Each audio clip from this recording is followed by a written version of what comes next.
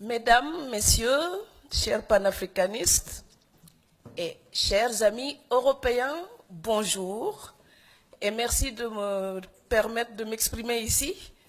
Nous sommes là réunis par une pensée commune, le désir de voir l'Afrique debout et fière et heureuse de partager ce qu'elle a à offrir, mais aussi ce qu'elle a à recevoir des autres cultures.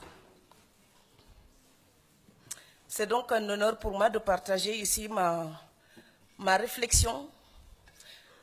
Mais le désir que nous avons de l'Afrique, d'une Afrique debout, fière, déterminée, quand on nourrit ce rêve, voir les drames de l'immigration, vous pouvez vous en douter. C'est un désespoir personnel, d'autant plus que j'ai beaucoup écrit sur ce thème. Et je voulais, avant de commencer ma présentation, lire juste un extrait de Coup de pilon de David Diop. Parce que malgré l'image désastreuse de l'Afrique que nous avons aujourd'hui, je continue à penser à la réponse dans son poème Afrique.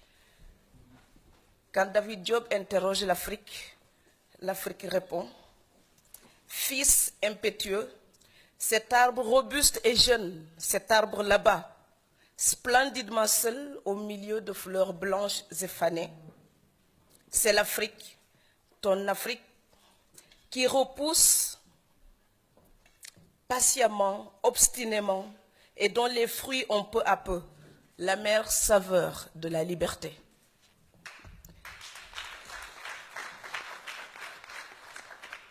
J'ai souvent besoin de relire cet extrait-là pour rester positive.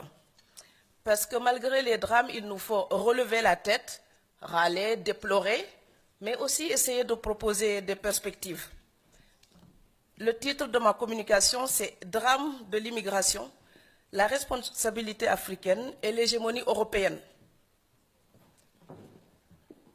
Et je tiens à souligner juste une petite différence entre le titre que vous avez en anglais, parce que dans le titre en anglais, il y a un point d'interrogation, et puis il y a la conjonction « ou ». Donc, oh, c'est une nuance de taille, parce que pour moi, ici, l'un n'empêche pas l'autre.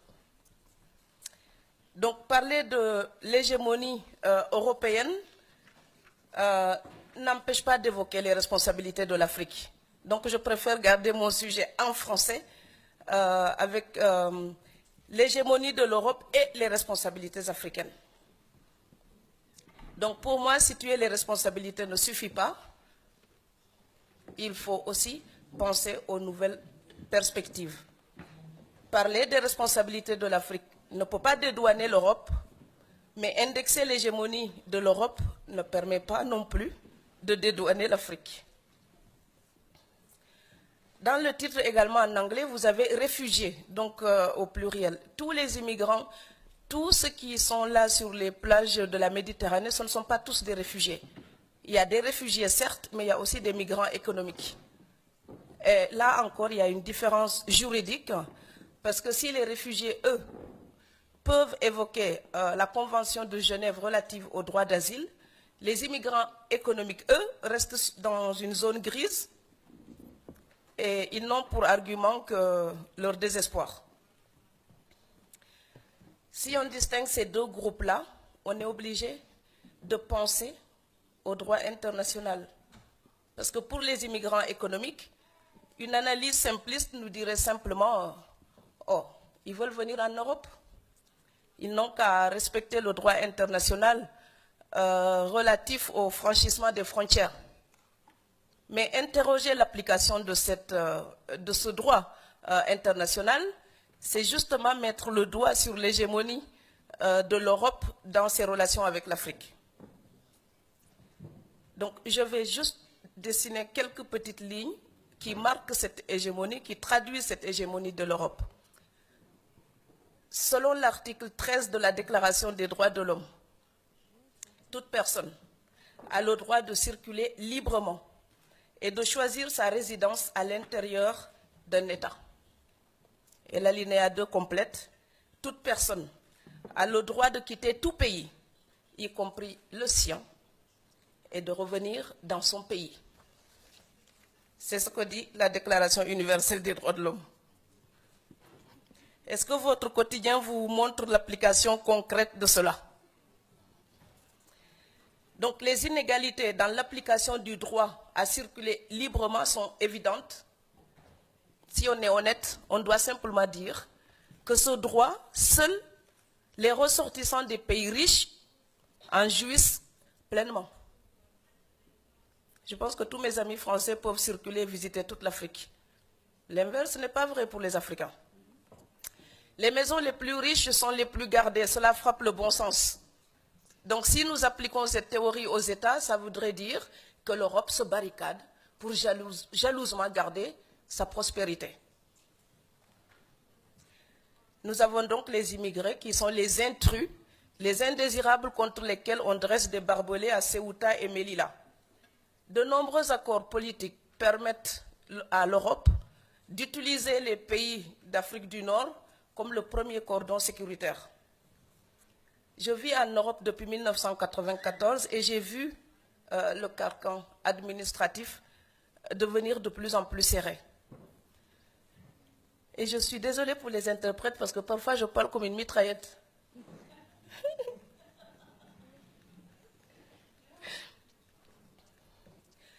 Il est urgent de prendre conscience de l'application réelle des lois qui sont en permanence renouvelées en Europe. Par rapport à tous les étrangers, pas seulement les Africains, tous les étrangers. Donc au nom de la souveraineté des États, on n'hésite plus à sacrifier les droits des étrangers. Les contrôles aux faciès existent dans tous les pays européens. Je sais que ça met mal à l'aise nos amis européens, mais c'est la vérité. Et j'ai l'occasion de le vérifier souvent. Quand je suis dans un train, les contrôleurs, si la police entre, je pense que ma tête et un chocolat souriant, ça fait clignotant. Attrapez-moi, attrapez-moi, attrapez-moi.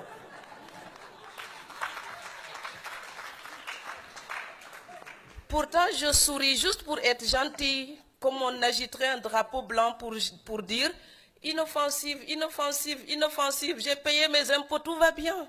Non, ils viennent toujours voir si je ne vais pas voler la tarte à la crème. Et c'est très vexant, parce que être noir, ça ne veut pas dire être moins digne de confiance. En fin 2008, le ministre français de l'immigration et de l'identité nationale s'est enorgueilli d'avoir expulsé, tenez-vous bien, 30 000 personnes, soit 2 500 par mois, ce qui représente 83 personnes persécutées par jour.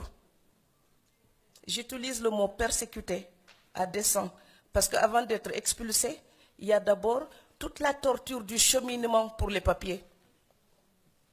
Et on a l'espoir qui se dégrade, qui se dégrade, qui se dégrade, jusqu'au moment où vous avez le fameux papier. Vous savez comment il s'appelle? Invitation à quitter la France. Les oxymores en poésie, c'est magnifique, mais quand c'est appliqué à votre vie, c'est terrible. Des associations comme Réseau d'éducation sans frontières ont essayé de protéger des enfants menacés d'expulsion, des enfants scolarisés menacés d'expulsion. Là encore, une question se pose. Que fait-on de la Déclaration des droits de l'homme, du principe de l'irresponsabilité juridique des enfants et de leur droit à l'instruction? Parce que les parents soient sans papier, c'est un fait, mais ça n'annule pas les droits des enfants. Et les enfants ne peuvent pas être coupables par contagion. Donc les nouvelles conditions imposées aux demandeurs de papier exigent aussi une bonne connaissance, par exemple, du français, l'apprentissage de l'hymne national et de l'histoire de France. On appelle ça des mesures d'intégration. Ces mesures-là existent aussi en Allemagne. Et dans les deux pays, des associations ont fait passer les mêmes tests à quelques autochtones. Beaucoup ont échoué. Cela prouve que ces mesures-là ont été créées uniquement pour servir de barrage aux demandeurs d'asile ou aux demandeurs de papier pour avoir le droit de travailler librement. D'une manière générale, les contraintes se multiplient. Donc, beaucoup de pays ont rallongé la durée de rétention des immigrés irréguliers et pour accélérer les procédures d'expulsion, on a réduit le temps accordé pour faire appel quand une demande a été rejetée. Toutes ces choses-là sont des petits détails cachés. Souvent, les gens s'en rendent compte quand ils sont confrontés au problème, pas avant. Donc, je suis étonnée, parfois mes amis français découvrent ça quand on en discute et ils n'en ont jamais entendu parler, par exemple. Cette situation nous démontre combien les frontières économiques conditionnent l'application du droit à circuler librement. Cela veut dire que la protection économique des États riches annule pratiquement le respect des droits humains. Alors, il faut le répéter parce que l'Europe est toujours là à donner des leçons à la terre entière. Donc, il faut aussi convoquer l'Europe sur ses propres principes. Le principe du droit international, justement, c'est la réciprocité. Donc, il n'y a aucune raison que les ressortissants européens puissent circuler librement dans le monde et que l'inverse ne soit pas possible pour les citoyens qu'ils visitent. L'Afrique ne peut pas être un zoo exotique pour l'Europe, où les Africains seraient enfermés et ne pourraient pas sortir, et les Européens peuvent venir nous observer comme dans une éprouvette. Ce ne sera pas longtemps acceptable.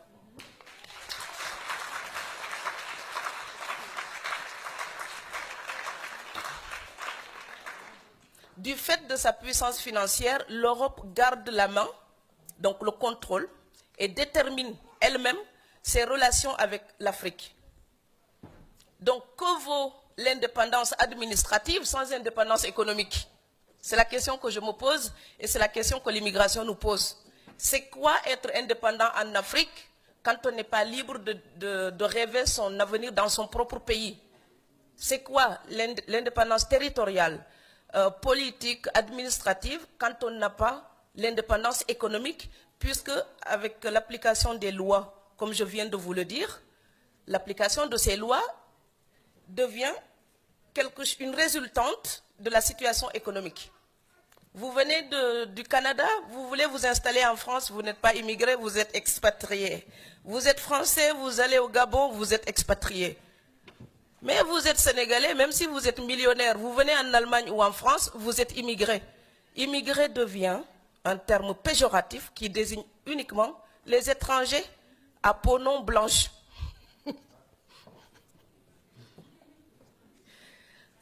Donc l'indépendance de l'Afrique ne pourra jamais être effective sans son indépendance économique. Car c'est bien par sa supériorité financière que l'Europe influence et impose ses règles en Afrique. L'Europe influence le marché. Par exemple, ils essayent d'abaisser les taxes de douane à 50%, alors que l'Afrique aurait absolument besoin de cet argent. Mais l'Europe veut libéraliser ce marché.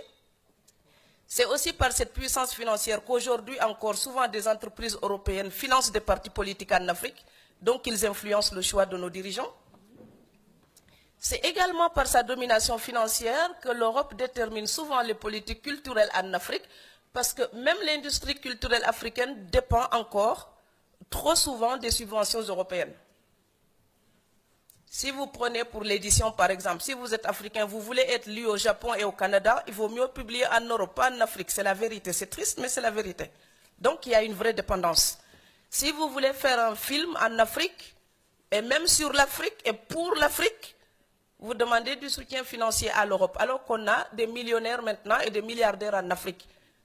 Donc, c'est aussi, ce sont nos hommes d'affaires aussi qui doivent financer l'industrie culturelle, parce que c'est une industrie en Europe et un peu partout dans le monde.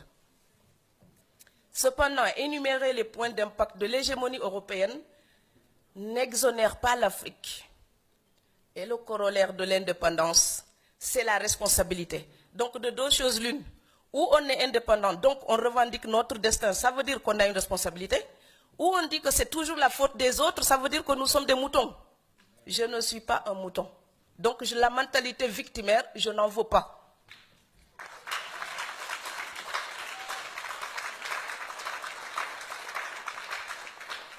Pour moi, parler des responsabilités de l'Afrique, c'est évidemment chercher des perspectives.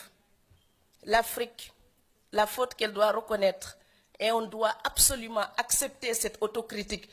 L'Afrique a trop longtemps gardé son complexe colonial, regardant l'Europe non comme un partenaire de négociation, mais comme un maître dont on accepte à la fois le secours, mais aussi le mépris.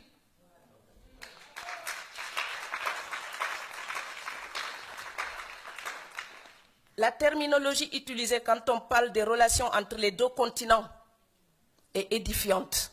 On parle toujours d'aide logistique, d'aide humanitaire, d'assistance technique, de subvention, etc. Il est donc toujours question de ce que l'Europe apporte à l'Afrique. Pourtant, si l'Europe a si jalousement gardé sa relation avec l'Afrique depuis si longtemps, c'est bien parce qu'elle en tire quelque chose. Alors quand les Européens viennent investir chez nous, ils font de l'aide au développement. Mais leurs comptes bancaires sont en Europe. Et une entreprise qui fait des pertes ne reste pas longtemps en Afrique, hein, elle ferme. Donc quand ils viennent faire des affaires, ils viennent nous aider.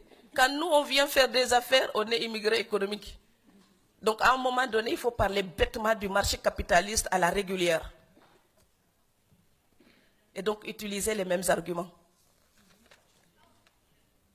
Comme le disait Léopold Sédar Senghor en parlant de la francophonie et de la culture, Senghor disait ceci: au rendez-vous du donner et du recevoir, les peuples des continents non européens ne viendront pas les mains vides. Je répète, au rendez-vous du donner et du recevoir, les peuples des autres continents non européens ne viendront pas les mains vides. Avec la mondialisation, ce rendez-vous est effectif. Malheureusement, l'Europe voit souvent ce qu'elle donne et nous parle moins de ce qu'elle reçoit de l'Afrique. Et l'Afrique, elle se soumet pour ce qu'elle reçoit par fatalisme ou par ignorance de la valeur de ce qu'elle a à offrir. Et comme je ne cesse de le répéter dans tous mes textes, aider quelqu'un, c'est l'aider à ne plus avoir besoin de vous. Sinon, c'est de l'assujettissement.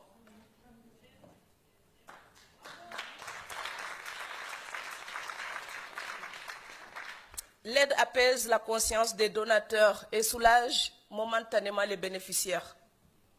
Mais elle ne garantit l'autonomie à personne. L'Afrique ne peut pas tout attendre de l'Europe. Et moi, j'en ai assez quand je parle avec des Africains. Souvent, on me dit, l'Europe doit nous aider, l'Europe doit nous aider. C'est comme si j'étais dans la maison de mon père et je dis que le voisin doit me nourrir.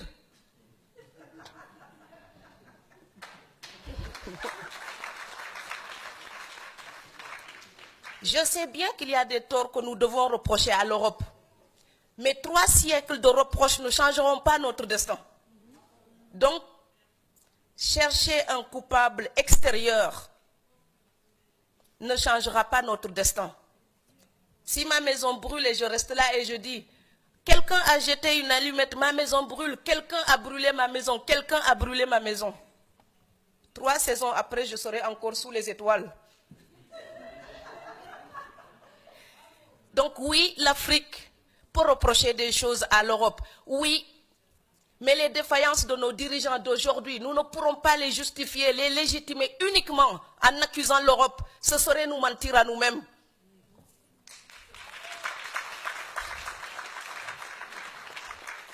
Nous sommes en Allemagne. Ce pays, après la guerre, était démoli, un tas de pierres. Aujourd'hui, on a des frères qui risquent leur vie pour y vivre. C'est parce que les Allemands ont travaillé pour ça. On ne peut pas seulement les accuser, on peut aussi prendre un exemple sur eux. Et je sais que quand on fait une autocritique à l'Afrique, les gens n'aiment pas. Mes frères m'applaudissent quand j'accuse l'Europe. Et puis quand je fais notre autocritique, je deviens la mauvaise. Mais je suis en même temps les deux.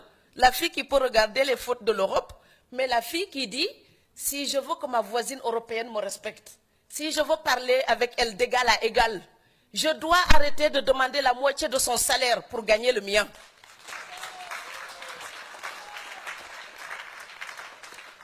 En ce moment, on parle beaucoup du partenariat Europe-Afrique.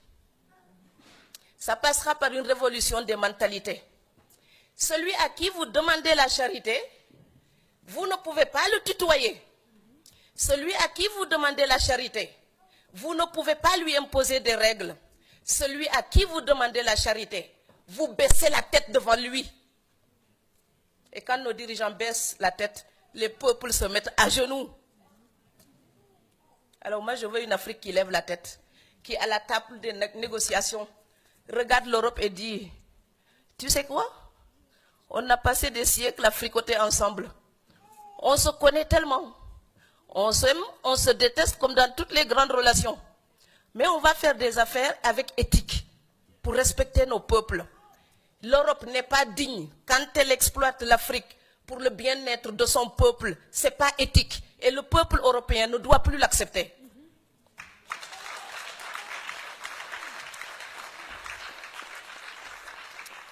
Et l'Afrique n'est pas digne quand elle se plaint tout le temps et que le peu de richesse qu'elle a, certains l'utilisent pour leur propre compte et laissent le peuple démuni.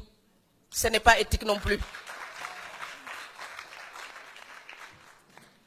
Si le partenariat est une association en vue d'agir pour un bénéfice commun, je suis d'accord. Mais il est évident que pour l'instant, c'est l'Europe qui mène la danse. Alors de deux choses l'une, si vous voulez danser avec moi, vous ne pouvez pas seulement compter sur votre souffle, vous allez m'épuiser. Donc si vous voulez danser avec moi, on doit organiser nos pas et nous entendre doucement et nous entendre. C'est une conciliation. Ce n'est pas une domination, ce n'est pas un contrôle, ce n'est pas une tutelle, c'est une conciliation. Si le partenariat Europe-Afrique consiste simplement à imposer aux pays africains des accords soucieux des seuls intérêts européens, ce ne serait pas un partenariat, ce serait un contrat léonin, donc inacceptable.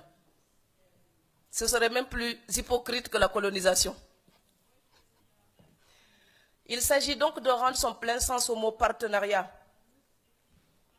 Si l'Europe veut aider l'Afrique vraiment, il faut sortir de la condescendance et de la supposée aide pour un vrai et juste, transparent partenariat.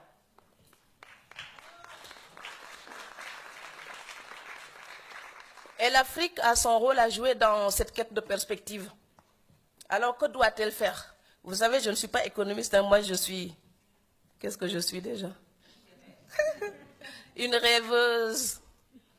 Je cherche de la musique dans les mots et il m'arrive parfois d'avoir une petite idée. Donc j'en ai quelques-unes ici. Peut-être que 10 sont mauvaises et qu'il y en a une de valable. J'aimerais bien que vous la gardiez dans ce cas-là. En tout cas, j'essaye de faire mon possible pour réfléchir tout le temps à la quête de solutions. Selon cette petite recherche, je pense donc que Descartes existe. Ok. Et selon Descartes, la pensée que nous appliquons, nous pouvons aussi la rendre réflexive. Dans mon autocritique d'africaine, parce que je ne veux pas toujours accuser les autres, je me demande qu'est-ce qu'on peut faire là-bas en Afrique, chez nous, avec notre petite réflexion, qu'est-ce qu'on peut faire pour changer quelque chose. Alors je pense que l'Afrique doit prendre la main quant à la gestion de ses matières premières. L'Afrique doit fixer le prix de ses matières premières. Elle doit fixer son prix au lieu de subir le diktat des acheteurs. Vous savez, c'est très simple. Quand vous allez acheter un jean ou une baguette de pain, ce n'est pas vous qui fixez le prix. Vraiment, vous payez le prix que le vendeur vous demande. Vous êtes d'accord ou vous n'êtes pas d'accord. Mais vous n'arrivez pas en fixant le prix du bien que vous désirez. C'est le propriétaire qui fixe son prix. Et tout le pouvoir de la relation est dans cette décision du prix. Celui qui fixe le prix, c'est le maître. Celui qui a son bien devrait être le maître de la transaction. Donc l'Afrique doit se respecter. Dans le contexte économique d'un monde globalisé, l'Afrique doit se libérer donc des précarés historiques et jouer franchement la concurrence. Vous savez, le capitalisme est cynique. Je ne l'aime pas, j'y peux rien, mais je dois survivre avec. Alors l'Afrique, elle l'aime ou elle ne l'aime pas, mais elle doit survivre dans le capitalisme. Et le capitalisme est cynique. Donc, ok, si je veux un sac de riz et que le prix que la France me paye n'est pas suffisant, mais si l'Allemagne me paye plus cher, je vends mon sac de ma matière première pour nourrir ma famille. Donc, parce que les anciens colonisateurs n'hésitent pas à jouer cette concurrence entre les pays africains. Alors, pourquoi les pays africains n'utiliseraient pas la même concurrence pour écouler leurs matières premières? Ça permettrait d'élever le prix, par exemple. L'Afrique doit exiger aussi plus de transparence des multinationales et surtout le paiement des impôts que ces multinationales sont censées apporter au pays. Il est quasi impossible d'obtenir des chiffres des bénéfices que les multinationales réalisent en Afrique. Alors, celui des impôts qu'elles sont censées payer est encore plus mystérieux. D'après l'économiste français Thomas Piketty dit ceci: l'Europe, au lieu de se donner bonne conscience avec des flux d'aide au développement, devrait contraindre les multinationales à cet exercice de transparence. Cette option générale mine la confiance en l'État en même temps qu'elle le prive de ressources indispensables au développement. Donc, afin de mieux profiter de ces matières premières, l'Afrique devrait aussi s'équiper pour transformer et valoriser ses propres produits. Vous savez, je trouve révoltant une chose. Les enfants de Munich mangent plus de chocolat que les enfants d'Abidjan. Pourtant, je n'ai pas vu de cacaoyer en Allemagne.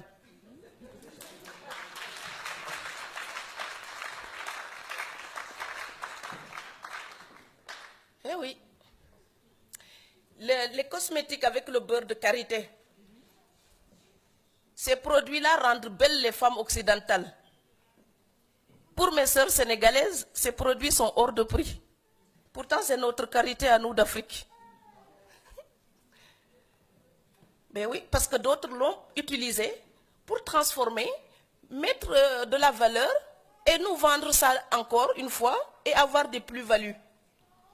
Donc vous avez l'or du Sénégal, de Sabodala, c'est vendu en Suisse. Le diamant du Congo est à Amsterdam.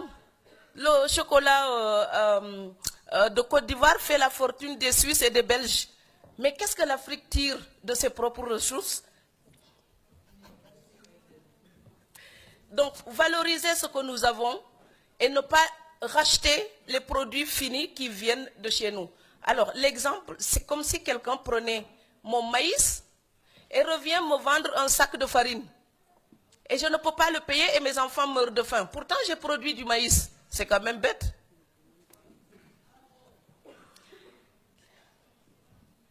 L'Europe tient la bonne gouvernance pour une donnée fondamentale dans son partenariat avec l'Afrique.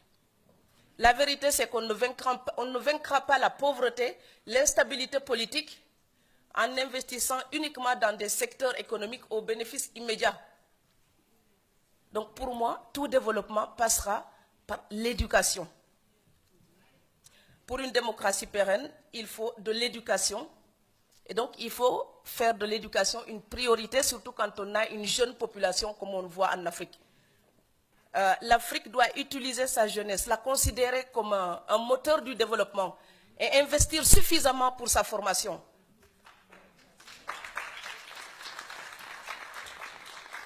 Dans beaucoup de pays africains, l'éducation n'est pas considérée comme une priorité. Elle devrait être obligatoire jusqu'à 16 ans. En 2008 ou 2006, j'ai eu l'occasion de faire un tour dans plein de pays africains, y compris en Allemagne. Et le président Oscolaire soutenait cette initiative. Il faut que l'Afrique mette l'école obligatoire jusqu'à 16 ans.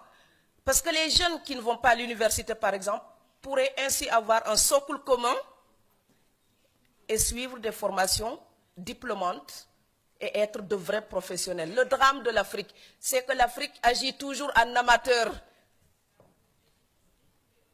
En amateur pour la peinture, pour la musique, pour la littérature, ça va. Mais amateur pour l'ingénierie pointue, pour le devenir de l'Afrique, pour l'éducation de la jeunesse. Agir en amateur, c'est un crime. L'Afrique doit se professionnaliser.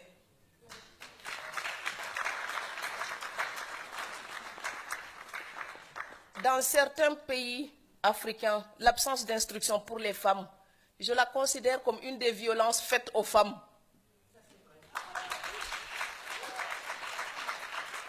je la considère également comme une plaie de la démocratie. Vous savez, pour défendre la démocratie, il faut connaître ses droits. Pour respecter les droits du voisin, il faut les connaître. La seule manière de les connaître, c'est l'éducation. Instruire les femmes, c'est leur donner la capacité de mieux éduquer leurs enfants. C'est donc former la jeunesse africaine. C'est un cercle.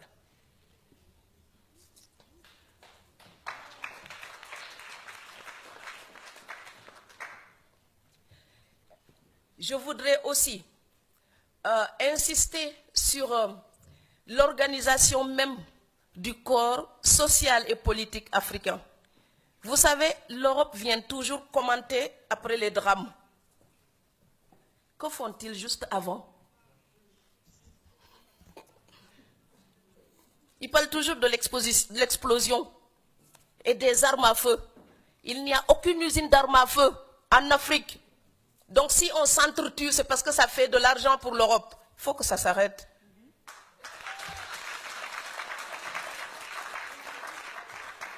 Il n'y a pas d'usine d'armement en Afrique. Donc si les Africains arrivent à s'entretuer, c'est que des entreprises européennes, ils font de l'argent avec leurs armes. Défendre la démocratie en Afrique, c'est aussi parler de cette situation. Toujours dans la quête de solutions par rapport au problème des migrants. Jusqu'à maintenant, on considère les jeunes qui viennent comme un boulet. Mais vous savez, l'Europe est très ravie d'avoir des jeunes. La population européenne est en train de vieillir. Si l'Europe n'a pas du sang neuf, elle ne pourra pas maintenir son niveau social, sa politique sociale, sa politique de retraite. Ces étrangers-là qu'on fait semblant de pousser, on les utilise pour renflouer les caisses et le traitement des pensions de retraite ici en Allemagne ou en France. On ne pourrait pas l'assurer s'il n'y avait pas tous ces gens qui viennent d'ailleurs. Et aujourd'hui, savez-vous qu'au moins 16 millions d'Allemands ont des origines étrangères? Voilà, tous les pays européens peuvent en dire autant. Ces gens-là sont productifs. Ils apportent quelque chose à la vie sociale allemande aussi. Donc l'Allemagne, l'Europe d'une manière générale, tire bénéfice de l'immigration. Il faudrait que l'Afrique réfléchisse à sa façon possible de tirer bénéfice, de faire de l'immigration une ressource stable, sûre et organisée, un financement sur lequel les États africains pourraient compter. Donc, au lieu de subir la situation des immigrés, on peut l'organiser. Alors, je donne un exemple. L'immigration offre aujourd'hui des revenus aléatoires. Si on organise, on va me dire la fuite des cerveaux. Vous savez quoi, même avec des barbelés, il y a des Africains qui partiront quand même. Donc, autant réfléchir à comment tirer parti de la situation et quelle qu'elle soit. Par exemple, des accords pourraient être signés pour décider un nombre, un cadre qui permettrait à des gens de partir et revenir avec un visa à entrée multiple. Ça, c'est une première chose. Une autre piste de réflexion, ce serait aussi si l'Europe veut sincèrement aider l'Afrique. Puisque parfois, quand même, les immigrés qui viennent travailler, ben, l'Europe pourrait accepter de reverser, par exemple, 50% des impôts des immigrants à leur pays d'origine. Donc, au lieu de faire des petits budgets qui viennent du budget des États européens pour aider l'Afrique, on peut faire contribuer les enfants d'Afrique qui travaillent en Europe et envoyer un pourcentage de nos impôts au pays d'origine. Les pays africains doivent également encourager les échanges entre eux. Ils sont là complètement focalisés sur l'Europe. Ils ne sont même pas capables de voir le voisin. Donc l'Afrique doit construire des infrastructures, encourager la circulation sous-régionale, parce que rapprocher les zones économiques, c'est rapprocher les citoyens des différents pays africains, c'est encourager l'esprit panafricain, donc c'est cultiver une espèce de fierté africaine. On pourrait aussi développer l'agriculture et surtout protéger l'Afrique de la prédation des terres arables et des terres rares. Et je dis bien la prédation des terres arables, cultivables, mais aussi des terres rares. Car en ce moment, la Chine est en train de prendre des superficies vertigineuses en Afrique. Et on est là et on regarde faire. Et nos dirigeants sont là et ils regardent faire et ils participent même à le faire. Je ne veux pas que dans 50 ans, je serai peut-être vieille et sénile. Je ne voudrais pas qu'on vienne me prendre la tête encore avec une lamentation et dénoncer encore un nouveau dominant. Parce que ce qui s'est passé dans l'histoire, on le sait. Et cela nous appartient d'organiser notre avenir. Donc, si on laisse toutes les terres africaines partir, cette jeunesse a besoin de terres, de récoltes et de quoi vivre. Pour conclure, je dirais que face aux carences dans l'éducation, la santé, l'agriculture et d'autres domaines, le partenariat Europe-Afrique peut apporter une véritable ingénierie à l'Afrique. Il n'y a pas de complexe à cela. L'Afrique doit apprendre à prendre des autres et à échanger, sans complexe. La mondialisation, la crise économique et le drame actuel des migrants nous montrent que les problèmes d'aujourd'hui transcendent les frontières. Ils demandent donc des solutions collectives. Pendant longtemps, les populations, les communautés humaines ont organisé leur survie, les unes au détriment des autres. Aujourd'hui, ce n'est plus possible. Donc la communication internationale, les gens sont informés. Donc ce que je sais et ce que je peux revendiquer et ce que j'attends de l'Europe, peut-être que ma grand-mère ne pouvait pas réclamer la même chose. Eh bien, elle était moins informée. Et puis elle voyageait moins. Donc le monde globalisé aujourd'hui nous permet de nous rencontrer et de voir s'il y a des choses justes ou injustes. Et l'injustice, elle est intolérable aux 4 points cardinaux. Dans ce partenariat, je pense que nous devons veiller à ce que les intérêts financiers ne fassent pas litière des droits humains. Et je rêve donc d'une Afrique heureuse de ce qu'elle a à recevoir, mais aussi de ce qu'elle a à donner. Je rêve d'une Afrique qui garde la barre de son destin. Je rêve d'une Afrique fière, consciente de son potentiel, de ce qu'elle a à offrir, mais d'une Afrique ouverte au monde, pas d'une Afrique afrocentriste. Cette Afrique-là, ce n'est pas la mienne. On ne combat pas le racisme en devenant raciste. Et il m'arrive d'être absolument choqué de voir le dialogue que certains peuvent tenir contre un voisin africain ou contre les Européens. Donc voilà, réparer une injustice, ce n'est pas en imposer une autre. Si l'Afrique combat la domination, ce n'est pas pour écraser les autres. Il faut demander un équilibre et le respect mutuel. Pour terminer, parce que je ne termine pas le sujet inépuisable, mais pour finir, permettez-moi de conclure juste avec une petite pensée pour les réfugiés, les migrants, les apatrides. Pendant longtemps, j'ai entendu parler d'eux au détour de conversations grandiloquentes. J'ai été au Népal, j'ai vu comment les gens vivent dans des camps. J'ai été à Barcelone, j'ai vu des gens, comment ils vivent dans des camps. Immigrés ou réfugiés vivant dans des camps avec une limitation de liberté, je vous garantis, quand on ne l'a pas vu, on ne peut même pas imaginer ce que c'est. Alors je pense à eux et je voudrais simplement dire ceci. Que nous soyons européens ou africains, notre liberté restera insatisfaisante tant qu'elle sera interdite à nos semblables. Personne ne peut apprécier un festin parmi les affamés.